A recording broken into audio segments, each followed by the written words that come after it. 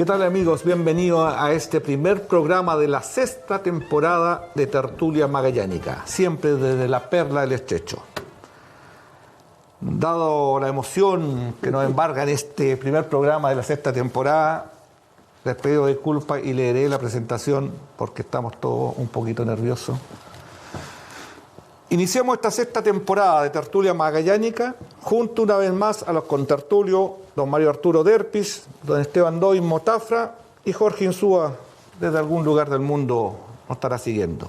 ¿Y quién les habla? Mario Navarro Andrade. Agradeciendo a todos quienes nos ven, nos comentan y nos instan a seguir perseverando con este programa, que con modestia pretende preservar y difundir las cosas nuestras, desde las más grandes a las más pequeñas o cotidianas, pero que conforman el ser magallánico. Para esta temporada nos hemos propuesto desarrollar los programas en torno al concepto de las instituciones en Magallanes, aquellas que en distintos ámbitos han cobijado o impulsado el quehacer de nuestra gente y que han permanecido o también desaparecido en el tiempo. En este primer programa del ciclo abordaremos la institucionalidad magallánica en general, sus inicios, el florecimiento y desarrollo y su impacto en nuestra sociedad. Y para ello, nada mejor que honrarnos en contar con esta verdadera institución en que se ha constituido por sí mismo nuestro invitado. Abogado de profesión, ha ocupado diversos cargos, incluyendo la Intendencia Regional y la dirección del Instituto de la Patagonia. Pero sobre todo y sin duda, nuestro mayor investigador y cronista, el Premio Nacional de Historia, don Mateo Martins Veros. Bienvenido, don Mateo. Muchas gracias. Gracias por la invitación. Gracias por acogerme en esta mesa. Y no puedo partir yo, aparte de agradecer, sin expresar la gratísima sorpresa que me significa el conocer este local. Esto es un verdadero museo, pero sobre todo un centro que convoca a la nostalgia. Esto es pura sustancia magallánica. Estoy gratamente sorprendido por todo. Desde la colección de fotografías que tengo aquí a la vista y que he ido recorriendo, donde hay tantísimo tesoro, las caricaturas, los viejos avisos, las reproducciones, tanta cosa material, hasta esa venerable mesa tan bien conservada de la cocina. Estoy encantado de estar en este local y espero que como invitado les resulte igualmente agradable a ustedes, para que tenga este programa, que ya lleva 6 años, tenga de verdad acogida en el seno de la familia magallánica, estoy hablando en general, y tenga realmente provecho cultural como yo lo deseo y lo espero. Muchas gracias, don Mateo. Me permiten hacer el rayado de cancha del programa, pero antes... ¿Con tiza o con cal? Pero antes, don Mateo, decirle que para nosotros es un agrado. Es muy bonito, esto no hemos tenido una reunión previa de coordinación ni nada. Es bonito escuchar lo que usted acaba de decir porque, bueno, los nervios de tener un invitado, ¿no es cierto?, de la categoría de don Mateo, sin menospreciar en absoluto a todas las personas que han pasado por esta mesa, pero fundamentalmente por lo que significa don Mateo en la historia de Magallanes, ¿no es cierto?, como aquella persona que ha estado permanentemente rescatando y llevando a bibliografía, al libro, toda nuestra historia. Para nosotros era no un problema, pero usted cuando nos subimos al auto dijo, vio los libros. Yo le decía a don Mateo, tuvimos que prepararnos. Es primera vez en 6 años que repetimos la entrada a este programa, la gente no lo sabe, pero digámoslo que nos sentíamos, un poco raros, don Mateo, de tenerlo con nosotros. Así es que desde ya, un agrado que usted se sienta, contento con estar con nosotros. Y como decía, voy a rayar un poco la cancha porque lo dijo Mario, queremos hacer un paseo por toda la institucionalidad, de la región, y desde algún momento, desde alguna parte tenemos que comenzar. Y vamos a tratar, don Mateo, desde ir de esto que usted mismo lo describe en Breve Historia de Magallanes, la faceta patagónica de O'Higgins es algo que llena de asombro.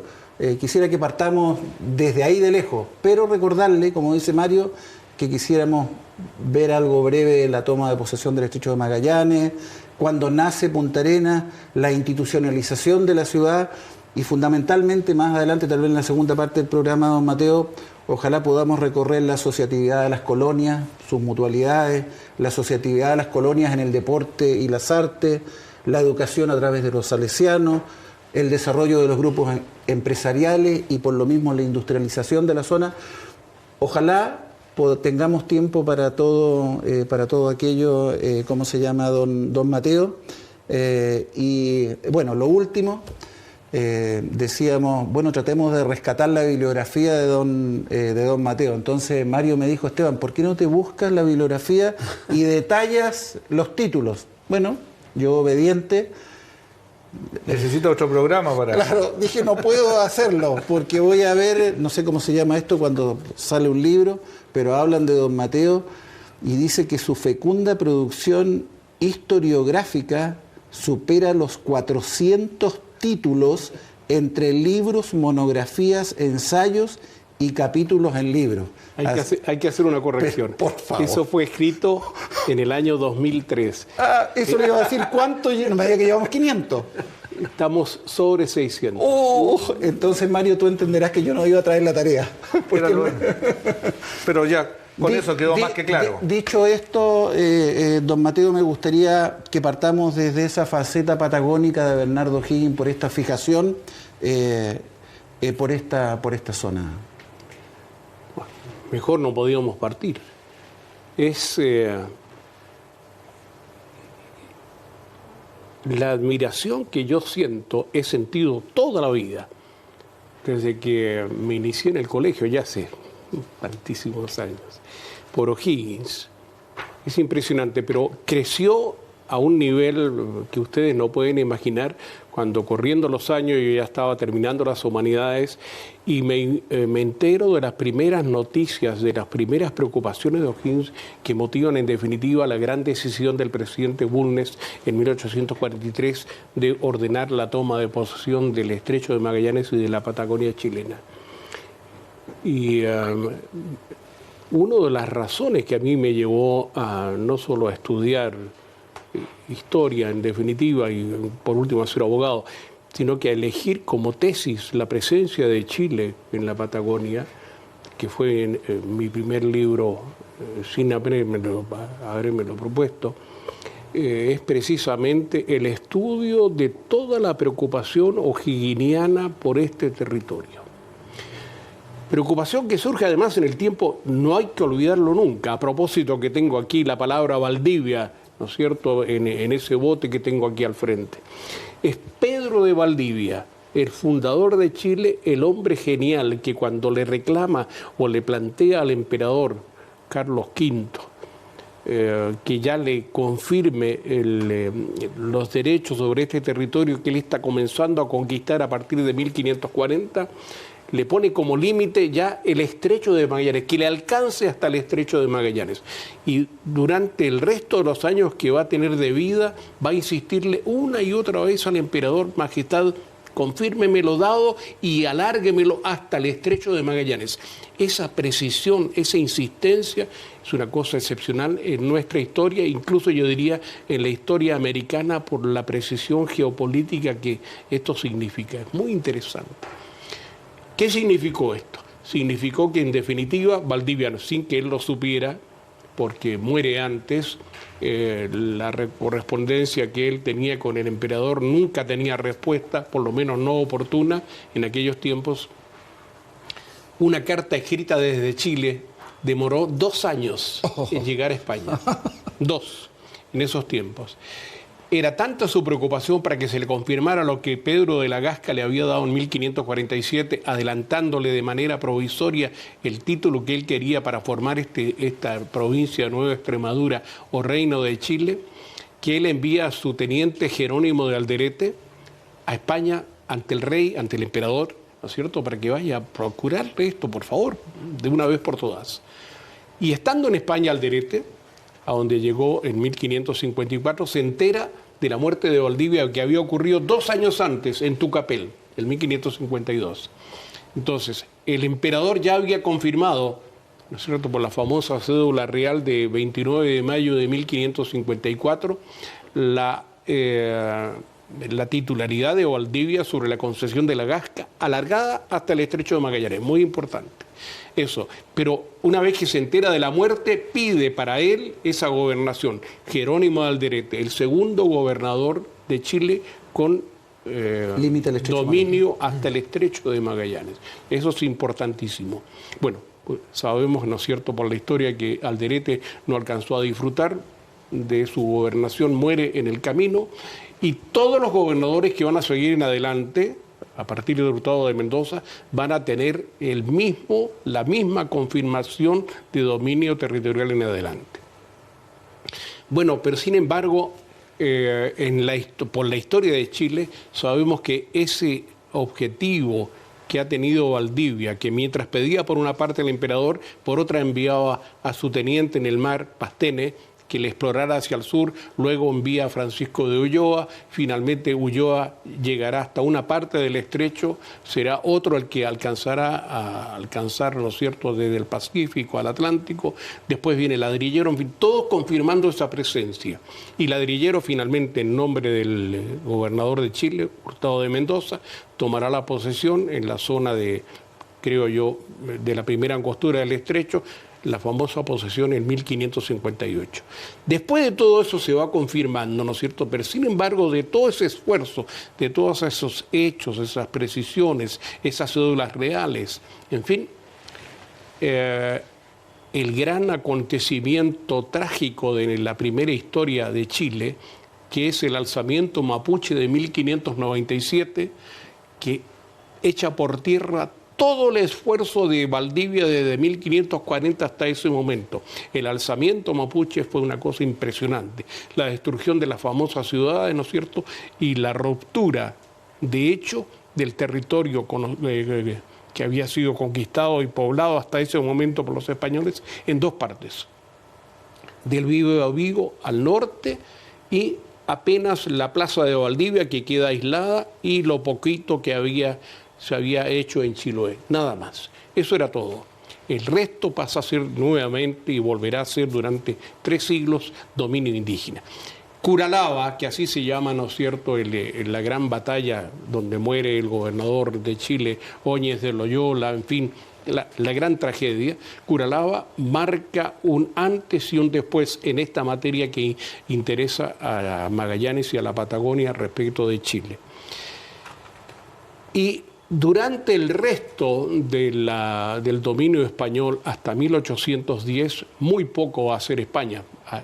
Intentará hacer una cantidad de cosas, pero muy poco de manera efectiva que permita hacer una presencia continuada en ese territorio. Hay, por cierto, claro, preocupación por la presencia de exploradores extranjeros, eventualmente de colonos. Cada vez que aparecía un buque perdido y por ahí se veían algunos náufragos, y llegaban las noticias por boca de los indios a las autoridades de Chiloé, que esa era la forma en que llegaba, y de ahí finalmente a Santiago, todo el mundo se trastornaba, pero llegaban tardías, no siempre precisas. Y recuerdan ustedes el hecho de la famosa historia de la ciudad de los Césares, que tiene otro origen también acá, en el estrecho, en fin. Y finalmente España, llegamos a 1810, ¿no es cierto?, al momento de la independencia, o del inicio de la independencia, para ser más preciso, porque para Chile se va a producir recién a contar de 1818, con que en teoría ese territorio para algunos estaba, ¿no es cierto?, dentro del dominio de Chile, heredado de España, pero para otros no era efectivo. Y es ahí cuando O'Higgins entra entonces, y es un misterio, es interesantísimo, cómo O'Higgins pudo saber de la Patagonia, cómo O'Higgins pudo saber de la Tierra del Fuego, cómo O'Higgins pudo saber de los pueblos indígenas que allí poblaban. Él habla de sus paisanos, los tehuelches, o patagones, mis paisanos, por Dios, ¿cómo puedo saber de eso? Y todo nos lleva, de acuerdo con los estudios y las investigaciones que se han hecho, los documentos que se conocen, que son riquísimos, a su periodo de exilio en el Perú. Es en el Perú donde él tomó contacto con el famoso John Thomas, otro irlandés que había conocido a su padre, el virrey, que había tratado con él largo, y Thomas le cuenta muchas cosas de su padre.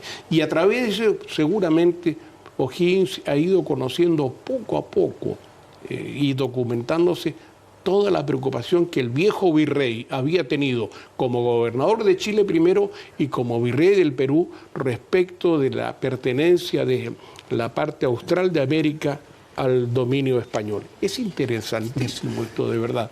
Bueno, y de esa forma él comienza entonces, a través de su primera carta en 1830 al general Prieto, y después confirmada en la otra carta extraordinaria al José María de la Cruz, otro general que había sido subordinado de él durante las guerras de la independencia, sus famosos pensamientos referidos a la Patagonia y al dominio de Chile. Pero, don Mateo, perdón, para avanzar un poco más, pero después de O'Higgins pasa un tiempo bastante grande también en que para las grandes potencias todavía esta zona del Estrecho de Magallanes era tierra de nadie. Hasta que, me corrige, cuando llega Juan William con la goleta Ancud, creo que le ganamos por un par de horas o mediodía a alguna nave de Francia que también buscaba colonizar esta zona. Bueno, es interesante la pregunta que me haces tú. Bueno, en esto de que le ganamos a Francia por 24 horas, un día, es un poco un cuento, es un mito, pero ya vamos a llegar a eso. Pero lo importante es lo siguiente. Finalmente, para España, ¿no es cierto?, la parte austral de América no fuera simplemente un dominio que estaba allí casi latente al momento de la independencia. Para el resto del mundo simplemente eran territorios vacantes, res nullius, como dice el principio latino, o sea, tierra de nadie. Y efectivamente, para Inglaterra, la gran potencia en ese momento emergente en el mundo, para Francia, el reino de Francia que se venía recuperando después de las guerras napoleónicas, lo que hubiera dicho España en su momento importado en absoluto. Ellos estaban en una carrera imperial por dominar en el mundo. Inglaterra con mucha ventaja y después Francia a través de su recuperación poco a poco. Y la parte austral de América pasa a ser una zona estratégicamente muy interesante, porque está en las rutas de comunicación entre la Europa de la edad industrial que va surgiendo fortísima, ¿no es cierto?, y los territorios de la Oceanía, del este, mirando de este lado, del este de Asia, ¿no es cierto?, todo ese sector, y es impresionante. Entonces pasa a ser un lugar clave. ¿Y para qué decir? Para las comunicaciones entre Europa y el sudoriente de la costa sudoriental de Sudamérica, es decir, Chile, Perú y toda esta zona que estaba separada, ¿no es cierto? Todavía existía el istmo de Panamá y obligaba a que la comunicación fuera por el estrecho de Magallanes. El estrecho cobra en consecuencia mucha importancia. Se ha hablado, yo he documentado, he investigado y publicado sobre eso, en mi historia está bien tratado el tema.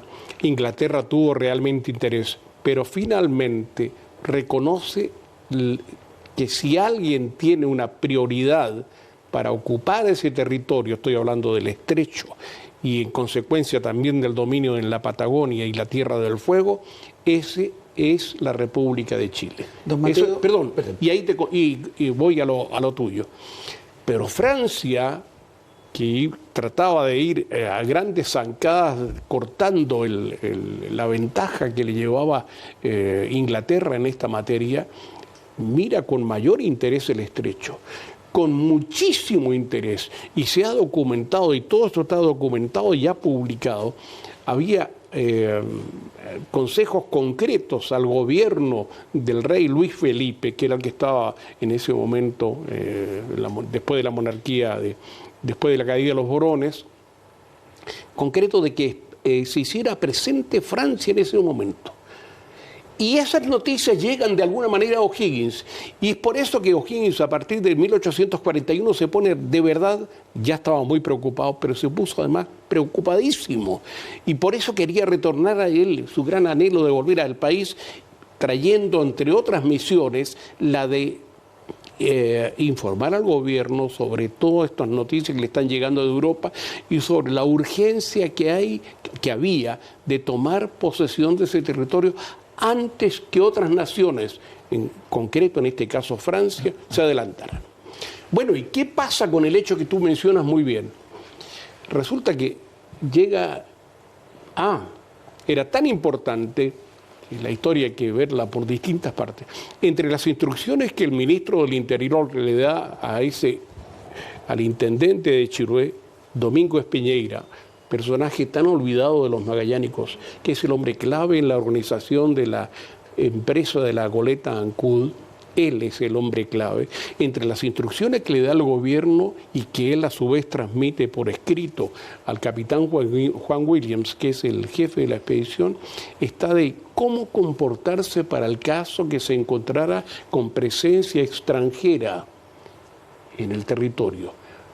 O cómo comportarse, ¿no es cierto?, si estando ellos ocurriera lo que ocurrió. Y es interesantísimo porque llegan ellos, toman la posesión legítimamente el 21 de septiembre de 1843, en la punta de Santa Ana, y al día siguiente aparece este buque de guerra francés, Fetón, buque de guerra, ojo, lo nuestro era una goletita, una goletita. El Fetón, buque de guerra, y hace lo que todo el mundo sabe, ¿no es cierto? Baja con tierra, recogen leña, montan una carpa, levantan la bandera francesa, y ahí viene la observación de Williams y me manda, ¿cómo? Aquí está flameando la bandera chilena, ¿no es cierto? Y hay una bandera francesa, y viene el encargo a otro hombre extraordinario que es Filippi, que hace para estos efectos de embajador. Va y protesta, lo hace con todas las normas, con la debida caballerosidad, y el jefe francés le contesta con igual caballerosidad, le dice que él simplemente toma conocimiento que ellos han levantado la bandera de Francia, creyendo que lo mismo había hecho, ¿no es cierto?, el buque chileno que estaba ahí al frente, con la bandera flameando en la cima de la punta de Santa Ana, que no le corresponde a él pronunciarse sobre la materia, pero acoge esa protesta que le hace Filippi en nombre de Williams y del gobierno de Chile para estos efectos, y todo termina tan bien como que se ofrece de vuelta, ya continuando la marcha hacia el norte, o la navegación, mejor dicho, a llevar incluso correspondencia como efectivamente la hace. Ahora, quiero precisar para matar de una vez por todas el mito aquel de que nos adelantamos 24 horas. Cuando voy a hacerlo con un símil muy corriente, cuando hay dos contendores en plan de atacarse o pegarse mutuamente, y hay, supongamos, algunas reglas escritas sobre cómo comportarse, el que se siente más fuerte le importa un bledo respetar el reglamento si sabe que su puñete va a liquidar al contrario. Correcto. Y si sobre todo pega primero. Bueno, en ese momento la Fetón era un buque de guerra francés, armado en consecuencia, y con cañones y todo. La goletita nuestra Ancud tenía un cañón de saludo, nada más. Eso era todo, por Dios. No había forma de resistir. Si Francia hubiera querido... hubiera venido con instrucciones de tomar posesión, aunque hubiera llegado no solo 24 horas después, 48 horas o días después o semanas después, no la movía nadie, se acababa el cuento. Claro. No, la verdad que la misión, y eso está comprobado y documentado, que traía el teniente Messin, que era el jefe, el comandante del Fetón, era informar sobre qué lugares en la geografía costera del Estrecho de Magallanes era mejor establecer una colonia para los efectos de sentar después el dominio francés sobre esa vía. Mire qué importante. Esa era la misión. Pero afortunadamente, y gracias a Dios, ¿no es cierto?, Chile se adelantó. Ahí sí. Bien. Eso en 1843, don Mateo, perdón, Mario. Quedamos en 1843, como que ya se institucionaliza, llega una institucionalidad a Punta Santa Ana, a través del ejército. No, a ver, hablemos con propiedad. ¿Qué es lo que hace Chile? Chile simplemente sienta su presencia ¿dónde? En la punta de Santa Ana. Pésimo lugar. ¿Sí? Porque es elegida, no obstante que hay después la Ancud continúa estrecho adentro y llega hasta pasada la segunda angostura buscando un lugar donde establecerse, ve lugares mejores, Cabo Negro, San Gregorio, en fin. Pero en definitiva, Mateo, aclaremos dónde es Punta Santa Ana hoy día para la gente. Punta Santa Ana es exactamente en la costa de esta península de Brunswick, ¿no es cierto?, donde nos encontramos, ¿no es cierto?, que es el extremo austral de la Patagonia continental, a 50 o 60 kilómetros de Punta Arenas, del centro de Punta Arenas. Ahí se elige esa ubicación simplemente porque es una linda ubicación desde el punto de vista estratégico, vista sobre todo desde el mar. Cualquier cosa que hubiera en esa roca que penetra hacia el mar podía ser vista por un buque que viniera del norte. Estamos hablando de las instalaciones de Fuerte Bulnes. Sí, cualquier noticia donde hubiera una bandera flamando era vista desde allí. Pésimo lugar. Resultó, a los pocos meses, ni siquiera al año, a los pocos meses dieron, bueno, primero, no hay agua. Sí. Segundo, no hay tierra buena para sembrar al lado. El bosque está disponible, pero muy lejos, al otro lado de la bahía de San Juan. El agua, muy lejos también, al otro lado, muy lejos. Y el viento constante azotando, y el clima duro, era rudo, más duro que ahora, mucho más. Caramba, bastaron 4 años de experiencia para ver que no tenía destino ninguna fundación en ese lugar, fue una miseria, y recordaba desgraciadamente lo que había ocurrido siglos antes, ¿no es cierto?, con los españoles. No se puede repetir esa tragedia. Y de ahí, don Mateo, que se toma la decisión de llegar a lo que es hoy día Punta Arenas. El genio de Mardones, ¿no es cierto? Bueno, aquí no se puede... En cuanto llega, pero en cuanto llega a la semana, envía un oficio larguísimo y dice, aquí no se puede vivir. Aquí hay que cambiar. Y pide la autorización, recomienda trasladar, pide la autorización para trasladar que no le va a llegar nunca. Y él, sin embargo, decide salir adelante. Y ahí ya estamos y con esto, y estamos aquí, ¿dónde? En la Punta Arenosa. En Punta Arenosa. Vamos a ir a una pausa. Estábamos embalados con la historia, pero los comerciales nos llaman. Volvemos en un minuto, amigos.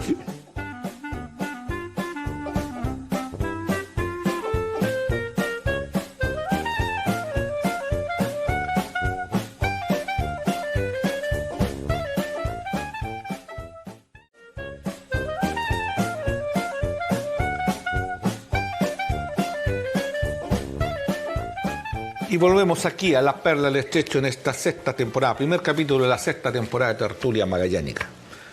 Don Mateo, estábamos ya establecidos en Punta Arenas. Así, perdón, veníamos. Sí.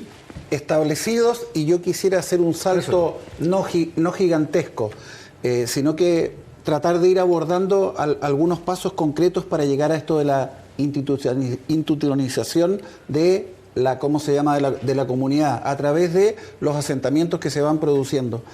Y discúlpeme, don Mateo, lo que quiero permitirme es llevarlo de 1948, saltarme 15 años complicados para Punta Arenas, donde colonia penal, el motín de Cambiaso, baños de sangre, pero en algún momento Punta Arenas, gracias a la gestión, me corrige, del gobernador Óscar Biel, se vuelve a ordenar, e incluso en algunos textos hablan de que Punta Arenas se vigoriza y se sientan las bases para que comiencen a llegar gente de otras partes, ¿no es cierto?, y Punta Arenas se forma como tal. Y a partir de entonces vienen inmigraciones, ¿no es cierto?, de distintas corrientes de otros países.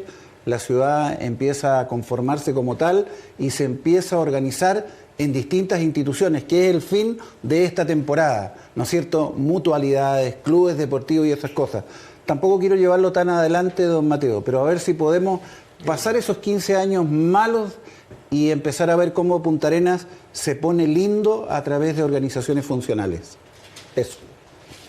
Don Mateo. Bueno, voy a tratar de ser lo más conciso posible en vista de la claridad de la petición. Llegamos a la Punta Arenosa. El lugar se presenta admirable. El gobierno, en vista de lo ocurrido, ¿no es cierto?, con el motín de Cambiaso que destruye la fundación de Mardones, decide ya, vamos a cambiar estas cosas. El presidente Montt decreta la constitución del territorio de colonización de Magallanes. Hasta en ese momento era simplemente un establecimiento penal. En el hecho da la impresión de que no van a venir más penados, pero en la realidad, ¿qué es lo que ocurre? De ahí hasta 1867 no habrá ningún cambio. Continuarán llegando los penados, tanto civiles como militares. La gente que venga a custodiar a esos penados será a su vez de la peor clase, porque también estaban castigados por la institución militar, ¿no es cierto? De tal manera que no hay ninguna posibilidad. De hecho, durante 15 años en promedio van a vivir aquí 200 almas en que están los presos, sus familiares, los soldados que los cuidan, la plana mayor, o sea, el gobernador y 2 o 3 ayudantes, el capellán, en fin, el jefe de la fuerza militar, y 2 o 3 artesanos. Y eso es todo. No hay una sola persona libre capaz de hacer algo con sentido creativo. Todos dependen del Estado. Todos son racionados por el Estado. Pero el gobernador que más va a durar en ese periodo, que es Jorge Schitte, uno de los hombres olvidados, ¿no es cierto? Jorge Schitte. El que inicia las observaciones meteorológicas. Por eso la estación del instituto se llama así, la estación climática. Jorge Schitte una y otra vez le hace planteamientos al gobierno: eliminemos todos estos presos, traigamos de una vez por todas gente libre.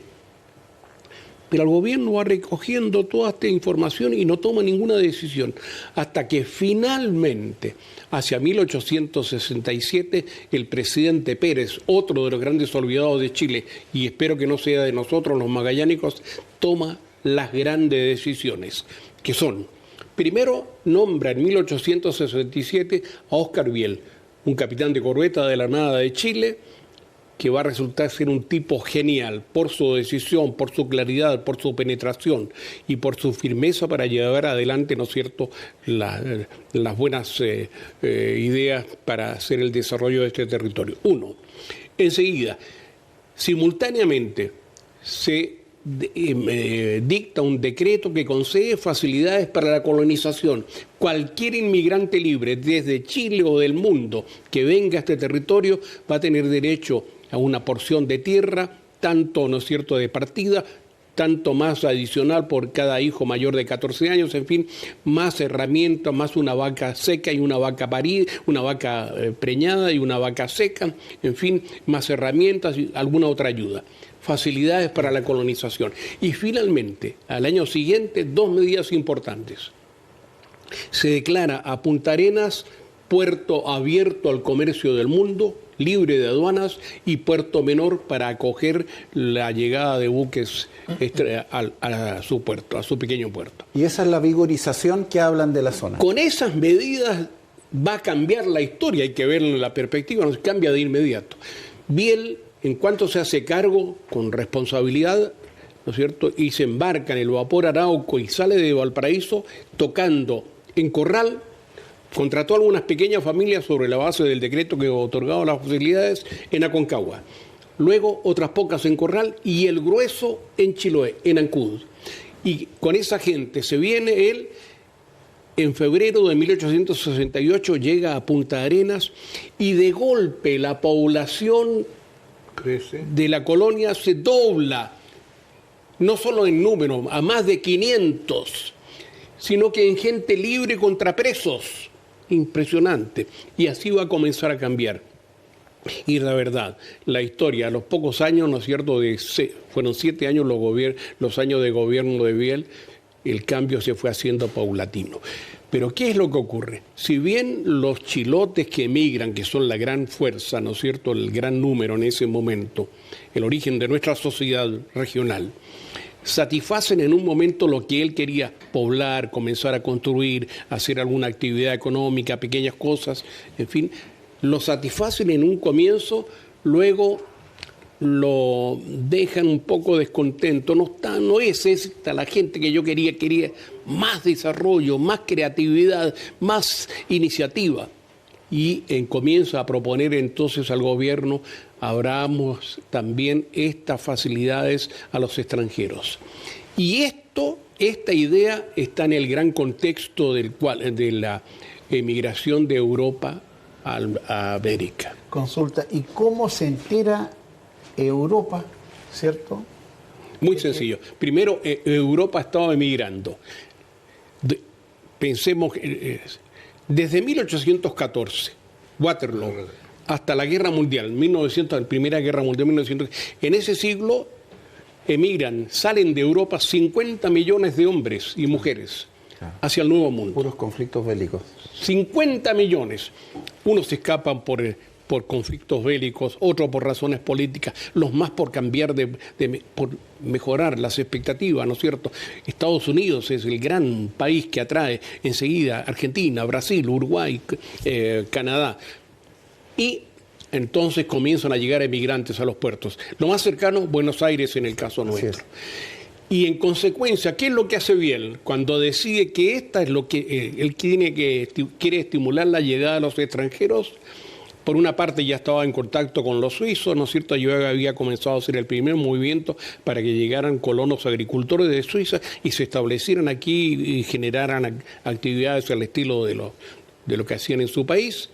Por otra parte, le envía la información suficiente al ministro de Chile en Buenos Aires, Alberto Guillermo Blest, hermano del escritor, ¿cierto?, para que él en ese lugar, en Buenos Aires, a donde iba llegando gente de todo el mundo, recoja o haga propaganda para que algunos emigrados lleguen hasta la colonia chilena de Punta Arenas en el Estrecho de Magallanes. Y así efectivamente va a comenzar a ocurrir. 1870 empiezan a llegar los primeros inmigrantes y 1874 tenemos que aparecen en Punta Arenas José Menéndez y don Elías Brown. Y si no me equivoco, a partir de ahí ya empieza el desarrollo, ¿no es cierto?, del comercio, de las industrias. Poco a poco. O sea, y así. Esteban, don Mateo, es Buenos Aires entonces el punto... El punto clave, el pivote de donde viene nuestra primera emigración extranjera. En Chile, básicamente desde Ancud, ¿no es cierto?, con la gran emigración de chilotes a partir de 1868 y a partir de 1871-72 desde Buenos Aires. Don Mateo, ¿y estos primeros inmigrantes, ya empiezan a desarrollar enseguida la actividad ganadera? ¿Por dónde parte la industrialización, entre comillas? ¿Qué punto en común logran ellos, todos los emigrantes? ¿Cómo se organizan? ¿Empiezan a organizarse? Todo emigrante cuando llega lo primero que hace, y lo estamos viviendo en estos momentos en que Chile estamos de vuelta. Se está llenando de emigrantes. ¿Qué hago para vivir? ¿A qué me dedico? ¿Qué puedo hacer? Si tengo iniciativa, tengo creatividad, hago esto otro, intento por aquí, o si no lo veo por este otro lado, me fue mal aquí, veamos este otro lado, me fue exitoso, veamos, te fue bien a ti, bueno, vamos, repita.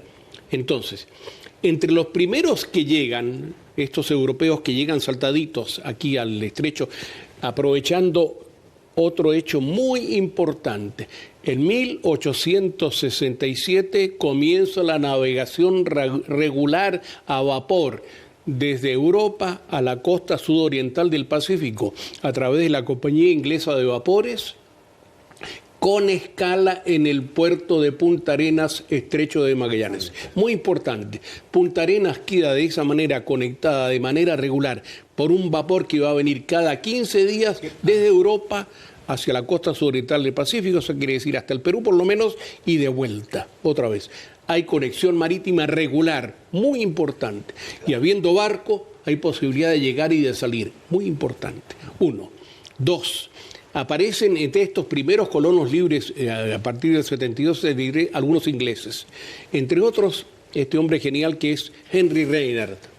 Al principio se va a dedicar, van a tratar de ver si hay posibilidad de explotar alguna mina por ahí, alguna cosa, les va mal. Existen después las posibilidades de ver si se pueden dedicar a la caza en alguna... De hecho, se dedican a la caza del tráfico con los indios tehuelches, sobre todo plumas y pieles, pero esto no es suficiente. Y de pronto, en este caso concreto, Henry Reinhardt, un hombre muy inteligente, se da cuenta de que lo que han hecho los ingleses en su colonia de las Islas Malvinas, las Falkland de los ingleses, las Malvinas de los argentinos. ¿Cómo poblar un territorio que naturalmente no tenía animales? Traen hacia 1840 el primer ganado, lo crían a la forma de los ganaderos escoceses, en pocos años pleno éxito, y hacia 1870 la ganadería lanar en las Islas Malvinas es una realidad concreta, exportando lana hacia Europa, ¿no es cierto?, de sus estancias.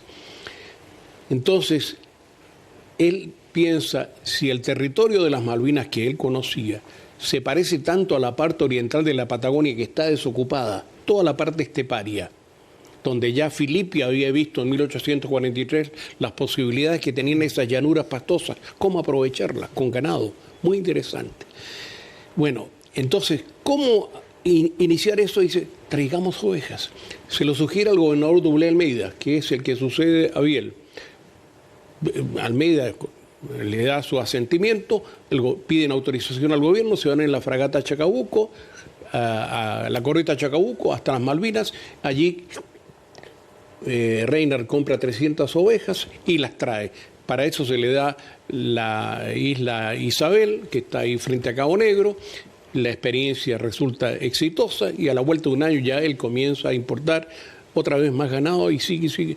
Y ya para 1880, ¿no? Poco a poco, resulta que es una cosa francamente exitosa. O sea, Reinhard es el primero. Reinhard es el primer ganadero con propiedad, ¿no es cierto? El primer ganadero extensivo. Ojo, otra cosa importante. Porque hasta ese momento, hasta 1876, habían venido ovejas para Magallanes, ovejas de Chiloé. Pero venían las pocas ovejitas y se tenían en la casa y se comían. Claro que sí. La diferencia está en que las ovejas que se traen desde las Malvinas es para criarlas a campo abierto, no para comérselas al día siguiente o a la semana siguiente, sino para criarlas, para producir lana y cortar esa lana y exportarla. ¿A dónde? A Europa. Claro que sí. ¿No es cierto? Que era muy importante. Don Mateo, me gustaría que entremos en materia de las instituciones. Bueno, piensen ustedes rápidamente. Una colmena, como yo la he llamado tantas veces, ¿no? Nosotros los magallánicos conocemos poco a las abejas, pero conocemos las ovejas, pero no las abejas. Es bueno saber, ¿no es cierto?, lo bonito de que es una colmena, esa actividad increíble de estos animales, estos insectos impresionantes, tan útiles al hombre. Bueno, Punta Arenas era una colmena, comienza a surgir poco a poco, comienzan a surgir actividades poco a poco, comienza a llegar gente de todas partes, llegó gente de Chiloé, llegó gente de Europa, algunos ingleses, algunos españoles, algunos franceses, algunos alemanes, ¿no es cierto? Después llegarán los primeros croatas, pero un poco después. En fin, toda esta gente, y comienza a convivir, a intercambiar entre ellos, y comienzan a surgir las primeras ideas de asociatividad. ¿Cuáles van a ser las primeras documentadas hasta donde sabemos? Creo que la primera son de origen religioso. Y creo que la Archicofradía del Sagrado Corazón de Jesús, fundada en la parroquia que hoy día es catedral por los frailes franciscanos, con gente que viene de Chiloé. Esa sería nuestra primera asociación propiamente tal. Por allá por los años de 1800, al inicio de los 80, por ahí en ese sector. Creo que es 83 si la memoria no me traiciona. Eso. Y luego vienen las entidades mutuales, que es muy importante. De verdad, el mutualismo en Magallanes es importantísimo. En Magallanes, en Chile y en el mundo. Pero lo mutual es importante. Es una forma de brindarse seguridad. Primero, nos acogemos entre aquellos, generalmente se va formando por origen nacional. Exactamente. Entonces, aquellos que somos de una nacionalidad nos juntamos, nos ayudamos unos a otros, nos sobre todo en caso de enfermedad y en caso de muerte, para que tengamos un lugar en donde vivir y nuestra vida y nuestros hijos tengan alguna ayuda. Ese concepto del mutualismo es importantísimo. Oficialmente la primera entidad nace en 1893, son los portugueses que han llegado al amparo de Nogueira, aquí a Punta Arenas, pero hemos podido encontrar un antecedente, ¿no es cierto?, que indicaría que los suizos fueron los primeros que crearon una entidad de ese tipo hacia 1877, 78, pero de poca duración, pero con vigencia permanente ya a partir de la Sociedad Portuguesa de Socorros Mutuos desde 1893 en adelante. Luego llegará la Sociedad Austríaca que va de socorro mutuo, que va a acoger a todos los que son de origen eslavo, sobre todo a los dálmatas. Hoy día la Sociedad Dálmata de Socorro De socorro mutuo, exactamente. Y luego vendrán los españoles, en fin, un poco los franceses. También la sociedad de socorro, la ayuda, en ese momento no había previsión, no había nada. Pero claro, ese era el objetivo. Claro. El objetivo era brindarle ayuda a sus asociados. ¿Qué tipo de ayuda? En caso de necesidad extrema, salud. En caso de viudez, ¿no es cierto?, de orfandad, estas ayudas extremas que son importantísimas, pero además otra cosa, acogían a los emigrantes, teniendo un local, les brindaban un lugar donde ellos se podían sentir un poquitito más cerca, o no tan lejos de su patria, donde podían, los que no sabían leer ni escribir, podían aprender a leer y escribir. Correcto. Donde los que sabían leer podían leer las noticias que venían en los diarios o en las revistas de su patria. Era muy importante. O sea que prácticamente tantas mutualidades hubieron como corrientes migratorias existieron en la zona. Pero los italianos, o sea, fueron muchas. Muchas. Comienzan los portugueses, siguen después los austríacos, que son, ya digo, los croatas, pero después vienen los alemanes, los franceses, los ingleses, los españoles. Los chilenos también crean su propia sociedad, eran tantos, ¿no es cierto?, casi minorías en ese conjunto de extraños. Y es increíble. Después vienen se me escapa alguno por ahí, menciona a los españoles, los catalanes van a formar incluso durante poco tiempo su propia sociedad, cuando no, Cataluña aparte siempre, pero bien importante. Hay a lo menos una decena de instituciones mutuales de ese tipo. ¿Y ahí surgen también las agrupaciones culturales y deportivas? Es que otra vez, una sociedad mutual era mucho. Era una sociedad de ayuda mutua, era un centro de acogida a los inmigrantes de la nacionalidad que correspondía, era un centro de formación cultural, era un centro de todo, de recreación, de convivencia, donde yo me sentía un poquitito... ¿En mi país? En mi país. O sea, de hecho, muy importante. De hecho, la colectividad croata, cierto que comienza con, como bien dice usted, con el centro austríaco acá, la mutual. Posteriormente ellos crean el Hrvatski dom, el hogar croata, claro, ¿cierto? Y junto con el hogar croata, como dice don Mateo, que es tan amplio, tienes tú el deporte, viene el soccer, ¿cierto? Pero claro, vienen las actividades musicales a través de la estudiantina. Entonces, obviamente, la mutual, o en este caso la Sociedad de Socorros Mutuos, era como demasiado amplio y la gente... Incluso ahora que tú lo tocas, Mario, esto de de la cultura y de las artes, me parece mucho que del deporte, me parece mucho que Punta Arenas igual tuvo entre diarios, periódicos, muchos medios impresos que tal vez buscaban mantener a esta gente que venía de otros lados con su lengua conectados con su país. Hubieron muchos diarios, ¿no es cierto? En distintos idiomas. Efectivamente, claro, en distintos idiomas, claro que sí. Es muy importante. Sí. Bueno, es decir, el florecimiento de las instituciones es sobre todo a partir de 1900. Entre 1900 y 1920 es un periodo extraordinario, lo que yo he llamado la época de oro, que en esta materia también es de una creatividad, de una fecundidad impresionante. Lo deportivo, lo cultural, lo musical, lo religioso, lo social, pero por todas.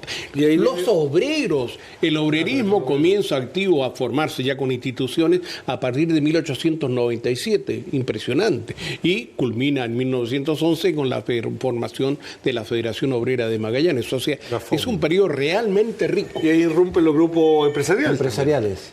Eso venía en paralelo. O sea, la época de oro se da con el desarrollo de los grupos empresariales. La época de oro se da con todo el desarrollo, con todo, no solo la economía, sino que la sociedad. La época de oro se da con las empresas que querían trabajo, con una sociedad que demanda primero alfabetización, con las escuelas, con los que demandan salud, ¿no es cierto?, con los que demandan seguridad, con los que demandan cultura, y comienza todo, es un proceso complejo de interrelación. Es impresionante. Don Mateo, pero grupos empresariales que empiezan a mover la economía de esto, ¿a quién podemos destacar? Pero son individuos primero. Nogueira, el protopionero.